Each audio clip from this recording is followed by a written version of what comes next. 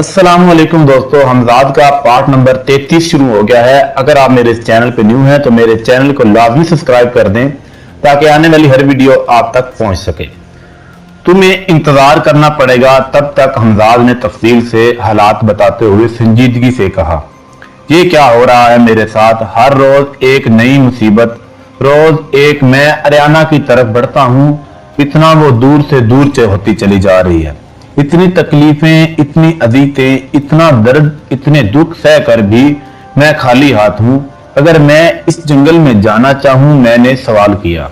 मैं जानता था तुम यही कहोगे, हमजाद बोला। मैं इसका मशवरा नहीं दूंगा, तुम अपनी सारी शक्तियां खो चुके हो। सिर्फ ये कीड़ों वाली अंगूठी है तुम्हारे पास, सिर्फ इसकी मदद से तुम कुछ नहीं कर सकते। वहां जंगल में हजारों इकसाम के दरिंदे और हशरात हैं जिनसे नहीं बच सकते। आदमखोर कबीले हैं जिनकी हदूद तुम पार नहीं कर सकते।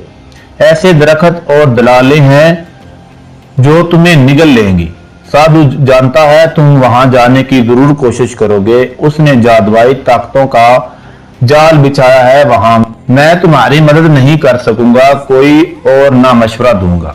तुम अपनी यकीनी मौत को खुद आवाज दोगे। हमजाद के लहजे में संजीदगी थी, मगर मैं दिल का क्या करता। अरियाना मेरी मोहब्बत थी, मेरी जिंदगी थी, उसे छोड़ देता साधु के रहमो करम पर। हमजाद, कोई तो रास्ता होगा ना? मैंने उम्मीद भरी नजरों से उसे देखा। हाँ है ना, हमजाद बोला। तो बताओ। फिर मैं खुश हो गया। अरियाना को भूल जाओ, हमजाद ने ये कहा। क्या है यार, इतना सब कुछ करने के बाद कैसे भूल जाऊं उसे? मैंने शिकवा किया। तुम्हारा जंगल से जिंदा लौटना बहुत मुश्किल है इमरान। तुम्हें बिल्कुल नहीं अंदाजा इस जंगल में क्या कुछ है। हमजाद के लहजे में तफक्कर था। मैं इंतजार नहीं कर सकता हमजाद, और इंतजार से क्या हासिल? ठीक होने के बाद उसे फिर साधु ले जाएगा। मेरे जाने का इंतजार करो, मैंने अटल लहजे में कहा। सिर्फ इस कीड़ों वाली अंगूठी के साथ तुम क्या करोगे जाकर? इसकी कुछ और शक्तियां भी हैं, मगर इसके बावजूद फायदा नहीं है। हमजाद अपनी बात पर अड़ा हुआ था। और शक्तियां तुमने पहले क्यों नहीं बताया? मैंने पूछा। कोई ऐसा मौका ही नहीं आया और ना ही जरूरत। इस अंगूठी की मौजूदगी में तुम पर दुनिया का कोई गैर असर नहीं करेगा। कोई भी सांप बिच्छू काट ले तो इस नगीने को चाट लेना। जहर का तोड़ है। इस जंगल में ऐसे ऐसे हशरात हैं जो तुम्हें इतना मौका भी नहीं देंगे।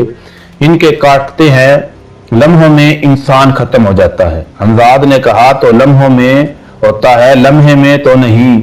लम्हों में मतलब इतना मौका तो मिल जाता है ना। मैं अपने फैसले पर अटल था। मेरा एक मशवरा मान लो, 21 दिन का कोई अमल कर लो जिससे इन बलाओं और साधु के चिल्ले का मुकाबला कर सको। साधु को बहुत वक्त चाहिए वापस अपनी ताकत बहाल करने में। 21 दिन का अमल करके भी तुम्हारे पास बहुत वक्त होगा। मैंने नीम रजामंदी से हमजाद को देखा। किस चीज का अमल? हमजाद ने कहा, वही आग वाला जिससे साधु ने तुम पर वार किया था। वो 21 दिन में मुकम्मल हो जाएगा और तुम वहां की जुबान जाने बिना कुछ नहीं कर सकते। इसके साथ जुबान का भी अमल कर लो। ठीक है, बताओ कैसे और कहां करना है? मैंने पूछा। मगर इससे पहले ये बताओ, तुम हमेशा जादू के मामला से दूर रहते हो। मैं शिकवा नहीं कर रहा, सिर्फ जानना चाह रहा हूं। ऐसा क्यों? मैंने हमजाद की तरफ देखा। इमरान, तुम मुझे दुनिया का कोई काम बोलो, मैं इंजाम दे सकता हूं। माल, दौलत, लड़कियां, आसाइशें, जो तुम सोच सकते हो, हर चीज। मगर मैं किसी शक्ति के मुकाबले नहीं आ सकता। मेरी हदूद है, मैं तुम्हें बता सकता हूं, सिखा सकता हूं, मगर खुद उन शक्तियों के मुकाबले नहीं आ सकता। अगर कर सकता तो तुम्हें कहने की कभी जरूरत पेश नहीं आती। हमजाद ने वजाहत की। चलो ठीक है, अब बताओ कहां चलना है? मैंने वेटर को बुलाकर बिल दिया और हमजाद के साथ चलता हुआ बाहर आ गया। हमजाद एक कोने में ले गया जहां किसी की नजर से दूर थे। इसके बाद उसने मेरा हाथ थामा और फिजा में बुलंद हो गया। काफी देर के बाद हम एक जगह जमीन पर उतरे। मेरी पलकें भीगने लगी। अरियाना के साथ गुजरा हर पल याद आने लगा। गार में, झील में इसके साथ गुजरे रंगीन व संगीन लम्हे। कहाँ हो मेरी जान? कब तक दूर रहोगी अपने इमरान से? मेरे दिल से सदाएं निकल रही थी जिन्हें सिर्फ मैं ही सुन सकता था। ये वही जगह थी जहां आर्याना मुझे लेकर गई थी और यहां से मैंने हमजाद का अमल किया था। ये जगह सबसे बेहतर है इमरान, तुम दोनों अमल कर सकते हो। मैं बिना रोक टोक आ जा सकता हूं जब मेरा तसव्वुर करोगे। ठीक है हमजाद, मैं सुबह से ही शुरू करना चाह रहा हूं। दोनों अमल मुझे तफसील बताओ। हमजाद ने मुझे वजात से हदायत दी और मंत्र रटवा दिए। आर्याना वाली अंगूठी ला दो ताकि मैं गार में जा सकूं। हमजाद की हदायत खत्म होने के बाद मैंने कहा। हमजाद चंद लम्हों के लिए नजरों से गायब हो गया। वापस नमदार हुआ तो इसके हाथ में अंगूठी थी। मैंने वो अंगूठी लेकर पलकों से लगा ली और इस पर होंठ रख दिए। ये मेरी आर्याना की है, मेरी जान रूह की, बहुत ही कोई सस्ता ठरकी आशिक है। भाई तू तो, हमजाद ने ताना मारा।